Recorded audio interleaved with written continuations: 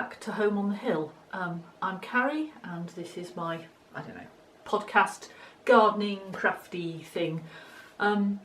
Actually, I'm going to try and not witter on too much, but it's just worth saying that I've been thinking a bit about the kind of purpose of this podcast, and I think really, actually, in all honesty, it's a bit of a diary piece for me, so I can look back and see how the garden and my crafting has developed.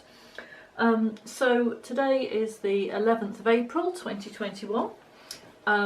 It's unseasonably cold. It's actually really quite chilly outside, although I have been working in the garden. I haven't been sowing as many seeds as I'd intended because, I just think, why sort of sit still doing a sit still gardening job where you'll get cold and uncomfortable when next week or in 10 days it'll be a lot warmer, it'll be a lot more pleasant. So while I've been working in the garden, I've been doing much more active stuff, of which more later. So I'll just quickly talk about what has been going on in the garden. So I've done quite a bit in the forest garden, put down sort of a cardboard mulch and a load of wood chip. My daughter's boyfriend is a tree surgeon, so he bought us a load of wood chip, and hopefully we'll be getting some more of that from him. And I've kind of decided, I think, with the forest garden, what I actually need to do. I have enough time to do stuff, but I'm a bit nervous of kind of investing a lot of money in plants, but I actually need to bite the bullet. If I want a sea of mint under the gooseberries or whatever, and I haven't decided that that is the way to go, but I need to just buy in bulk, buy 50, 60 mint plants or whatever it takes. You can grow them from seed, but it takes a few years and it needs space and it needs a lot of attention. And, I just haven't got around to that. So, let's throw some money at the problem and get it sorted. So that's been going on in the garden. I've been sowing tomatoes and I've got some film about how to pot on and look after tomatoes for you. I think we might have a quick look around the greenhouse. And the chickens as well. Oh, chickens were in chicken lockdown all winter. And at the end of March they were allowed out. So with my chickens, because they're in like an igloo, an enclosed run, and I did used to let them out, but one got killed by a cat. So they stay in the igloo all the time now. But it was in exactly the same spot all winter, which meant it got scratched bare, and then I put wood chip down, but it's not the same as the fresh grass. And then it had a net over it as well to make sure that no wild birds could get in, but that made it extra dark. So along with the rest of us, they've had a pretty miserable lockdown winter. But anyway, on the 2nd of April, I was able to move them. So we just moved the whole igloo onto some fresh grass. And what I'll now do is move them every week or so. I just tend to keep an eye on it, see when the grass is looking worn out, and just move them to a fresh spot. And I can do that now, so that's great. So just as it all starts growing again, and they are so much happier. So there's that. The other thing I was going to talk about briefly is that, I'm aware I've got this headscarf on and I don't normally kind of wear this kind of thing, but I have completely lost control of my hair. I started off at the start of the lockdowns and the pandemic cutting it myself with trimmers, and then I decided I wanted it a bit longer, and that was a bad move because now I've completely lost it. Excuse the headscarf. I have got an appointment for the hairdressers, but it's not till the middle of May, so it's about 4 weeks away because they're so busy and in so much demand, not surprisingly.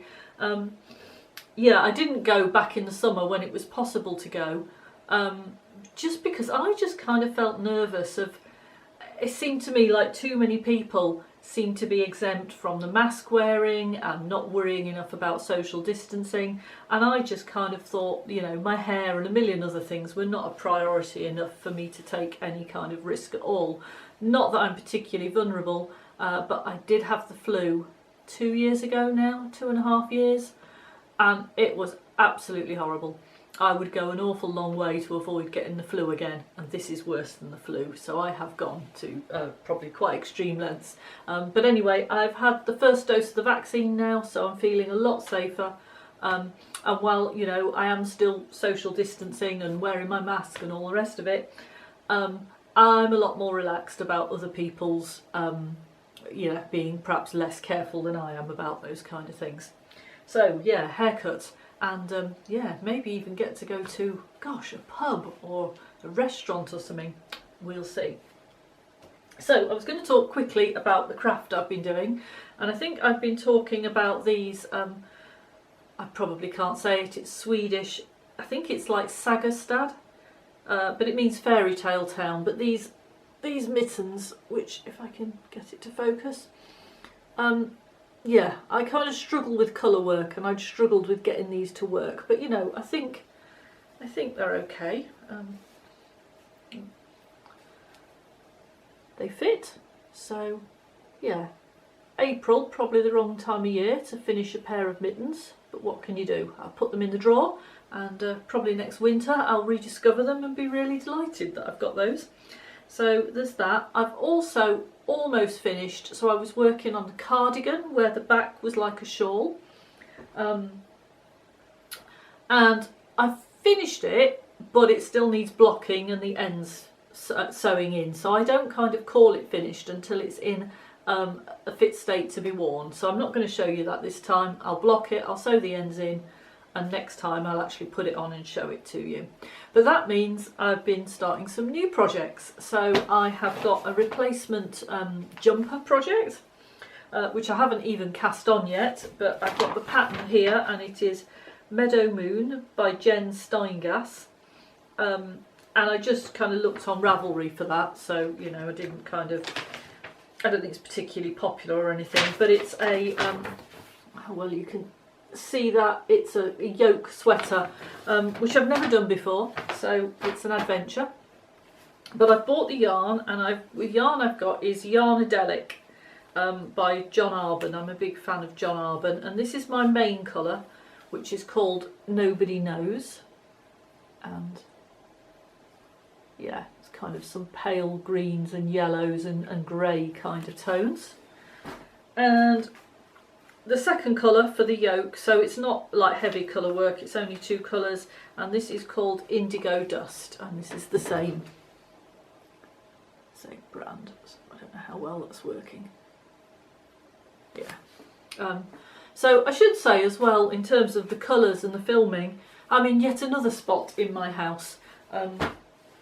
So this is my office, which is actually an upstairs bedroom. Used to be my daughter's room. And my daughter's housing situation has been complicated for about a year. But anyway, it's finally settled. So while it was complicated, we didn't want to do anything, I didn't want to do anything that would mean that she couldn't move in, you know, just wanted to keep all our options open so that if things went really wrong and she actually had to leave where she was, she could move in here. So I wanted a sofa or a futon or a sofa bed in my office for ages, but I didn't go and get one because if she needed to move in here, she would have needed to bring her double bed in this room. I'd have had to move the whole office out, and this would have just been another thing to move. Anyway, her housing situation is now sorted. So I looked on eBay for, I thought, a futon. We used to have a futon years ago, and I really loved it and always found it really comfortable. And my husband just didn't. He just hated it, never kind of sat on it, found it really uncomfortable, didn't want to sleep on it or anything. But this is my office. I'm the only one who sits here. So I looked on eBay, and this was for sale just, oh gosh, 3 miles away from where we live, really local. So bid on it. I was there were only 2 bidders, but the other person wasn't even willing to pay the reserve price. So yeah, got this for a bargain. The trouble is, the rest of this room, which you can't see, but is all kind of greens and blues and botanic shades. So this obviously doesn't quite match. So it'll be getting some throws and cushions and things.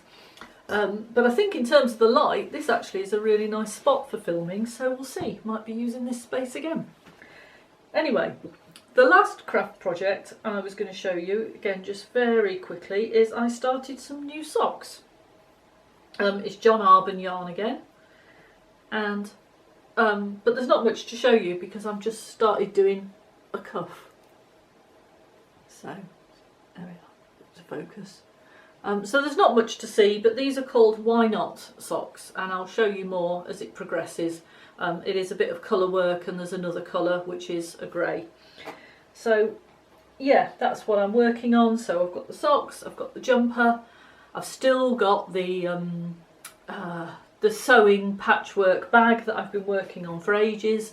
I do like a project that lasts a long time. I don't like it to be over too quickly, so I'm quite happy if it, you know, takes a couple of years. So that's still ongoing. And I've been doing some more kind of art and drawing and painting and such like, and I don't know that I'll ever be confident enough to share that on this podcast, but I have been enjoying it. So that's what I've been doing in my garden, that's my craft, and the only other thing I was going to just mention is I do also do a little bit of community gardening. So the town I live in is called Rugby in Warwickshire, and there's a space in town, it's called Pleasance Herb Garden. The council kind of used to look after it and they planted it, and then I think their budgets were cut and things changed, and anyway, I mean, nothing to do with the pandemic. Before all that, they'd kind of stopped maintaining it. So under the Transition Town label, a few of us took on maintaining this. We just do a couple of hours once a month. So yeah, we were there yesterday in the freezing cold, but the council gave us some green waste compost which we'd spread all over it. It's made a huge difference to the quality of the soil. It's looking much better already. And then this time last year, just at the start of the pandemic, just before everything kicked off, National Herb Centre at Banbury gave me a donation of plants. And then of course we couldn't do anything, we couldn't do any community gardening or anything, so they've just been in pots in my garden for a year. Anyway, we got those planted yesterday. So that feels really good, feels like that project's really, and it's starting to look really nice. It needs a lot more plants and it needs regular kind of weeding and watering. So that's what we'll be doing. And if anybody is local, we are there the second Saturday of every month from sort of March till October, 2 till 4. But have a look on the Transition Town Rugby webpage. So, right, I'm going to stop wittering now and yeah, show you some film of the garden. Thanks for watching.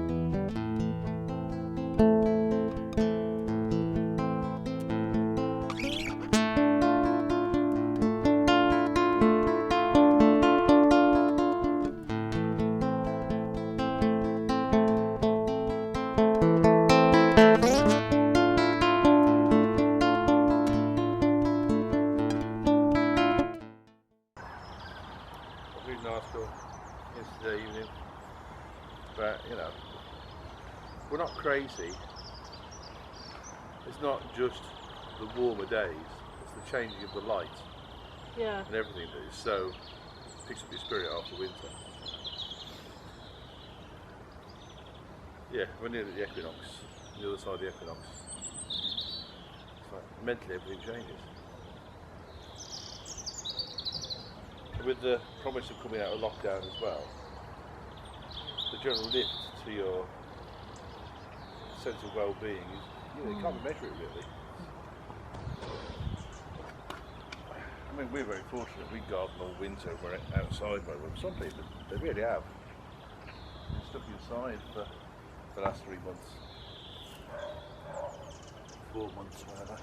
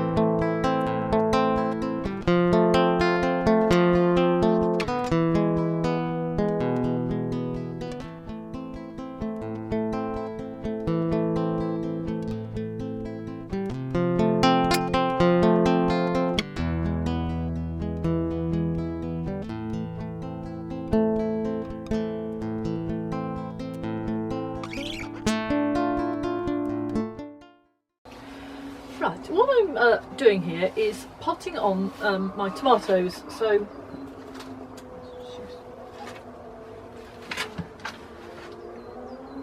I've got some rather lovely tomato plants. These are Tomate de Colgar, which I think came from Real Seeds last year. I've only got 1, 2, 3, 4, 5 in there, but I sowed these. So let's see, it's Easter Saturday today, so it's the first, second, 3rd of April, and I usually sow my tomatoes under heat in a heated propagator in about February, but February this year, 2021, was so cold that I think I was quite late sowing them. So I might have sown them in February, but it probably was the back end of February, possibly early March. I could actually look that up in my planner, but off the top of my head I don't know. But anyway, these are probably something like between 4 and 6 weeks old now, so it's time to pot them up. So what I do from the seed tray is I pot them up into these little 3-inch or 9-centimetre pots, of which I have got an awful lot, which is handy because I've got a lot of tomatoes. So tomatoes on all plants, they do seem to grow better if you put them in a pot that's kind of in proportion to their size. So if you know, these are eventually going to be in sort of huge pots, this kind of size, sort of 10-litre pots. But if I just put one seed in there, it wouldn't really do very well. So start off in a seed tray, and you can use modules and all sorts. Then they go into 3-inch pots, and then probably the next stage I'll put them into probably around early May, I guess, sort of bigger pots, more this kind of size, and then eventually probably in June they go into the big pots. June, yeah, some point in June, because they grow quite quickly once they're established, and I expect to probably be eating the first tomatoes mid-August. So what I use to pot them into is this is the compost, and this is it's New Horizon. It's a peat-free compost, and the peat-free is really important to me.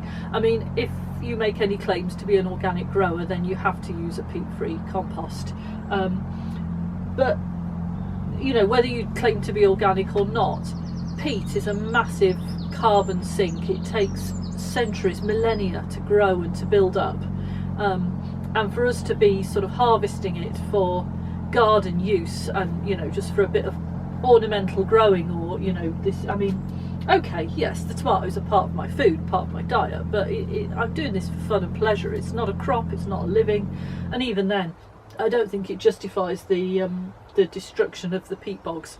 So I definitely always go for a peat-free compost. Must admit, this year we've still got some. So last year, in the height of the lockdown, it was very difficult to get compost at all, never mind being fussy about it. So we have got a few bags of non-peat-free knocking around that my husband bought in a kind of emergency, and I'm really not very happy about that.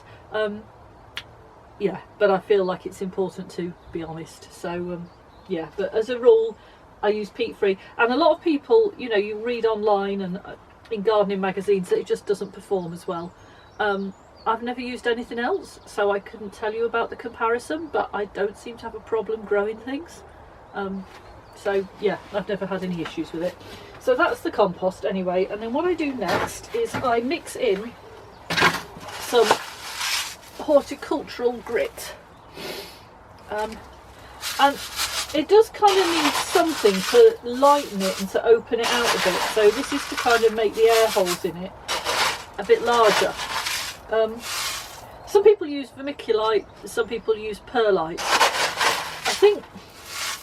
I think a number of years ago I did try and do a kind of audit of the environmental kind of impacts of all the different things, and found it really difficult. So I do tend to go with grit, but I'm not necessarily saying that that's the best option. So if anybody would like to correct me and tell me I've got it wrong, I'd be interested to hear that. But anyway, this is it's just tiny stones.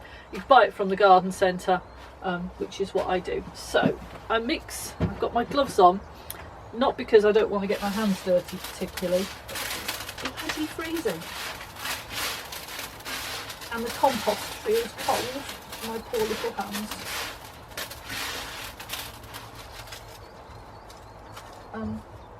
Yeah, try and break up any kind of big lumps as I go, and a potting bench, something to do this on, this table, and it's got little sides on it. I don't know if you can see that very well, but it has got a side to it so the stuff doesn't fall off the edges. Absolutely invaluable. I mean, you can make one and you can just buy them in garden centres and online. So right, what I do now, got my compost, got my pots. I'll take my gloves off at this point. So I put a little bit of compost in the bottom of the pot. I grab my rather old and dishevelled dessert fork, which I use for this task. Now, a lot of gardeners will tell you to sort of lift it out by a leaf and not by the stem. But I kind of don't really hold with that, because what I want is to get a nice big lump of root ball. So I get a hold of all the leaves, but I'm not holding those tightly at all. And just kind of dig it out with my fork. So I get a lovely big root ball there, which is supported by the fork. So my left hand isn't kind of doing much at all other than supporting it. Stuff that into the pot, and again, so my left hand is supporting it, but it's not gripping at all. And then just pour the compost in round them. Now, the peculiar thing with tomatoes, and what you can see I'm doing here, I am burying that deeper than it was in the soil. So these, you can see the compost is up to there, and then I'll probably bury it in the pot up to about there, so another couple of centimetres, an inch deeper. And the reason for that is that tomatoes, if you do that, will then put out extra roots from that stem that I've buried, which is a great trick with tomatoes, because the more roots you get, the more food that they can take up from the soil and from any feeding you give them, and the better your crop. But don't try this with anything other than tomatoes. It might work with some other plants, but it's not a kind of rule for life at all. So, and that's it then. Just move on to the next one.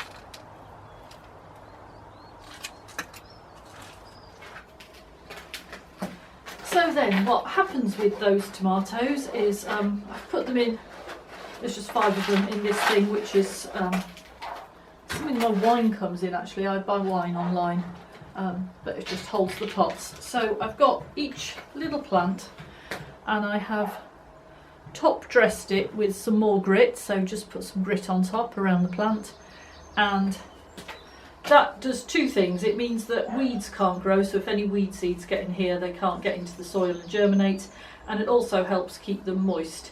And I've added a label. So that's it, and then I'm going to stick them in this tray here with the others that I did earlier. I don't know how well you can see. Yeah, so here's a tray that I still have to do, and these are the ones I've already done. So that's it for those. So this is it's an unheated greenhouse. Don't bother to heat it. I just use it for overwintering really tender things, but nothing that needs the warmth. So it's not heated. Usually this time of year I open the doors in the day, and also there are vents up above us, windows, which have got sort of heat sensitive opener things, so they open and close themselves if it's really warm. So it does try and self-ventilate a bit. But usually I come down in the morning when I come down to the chickens, open the door, and then when I've finished work at 5 o'clock I just pop down and close it again. That being said, there's a couple of cold nights forecast. So I think it's Easter Sunday tomorrow, and then Monday's a bank holiday. Monday's supposed to be particularly cold, I think. So I won't be opening it then. I've looked at the forecast. It goes down to 0 degrees to freezing tonight, so that'll be fine. Just with the doors shut, it won't need any extra protection because it won't get to 0 degrees in here. But if it went much below that, then I'd probably, because tomatoes are a tender plant, just cover them over with something like an old sheet or a bit of fleece or even some newspaper. In fact, there's a load of fleece up here for just that purpose. So it is possible to just give them a little bit of extra protection, but generally at this time of year they should be fine. Just have to remember to shut the door. So right, these are called orange banana, and I've got quite a lot more of those, so I'm going to pop those up next.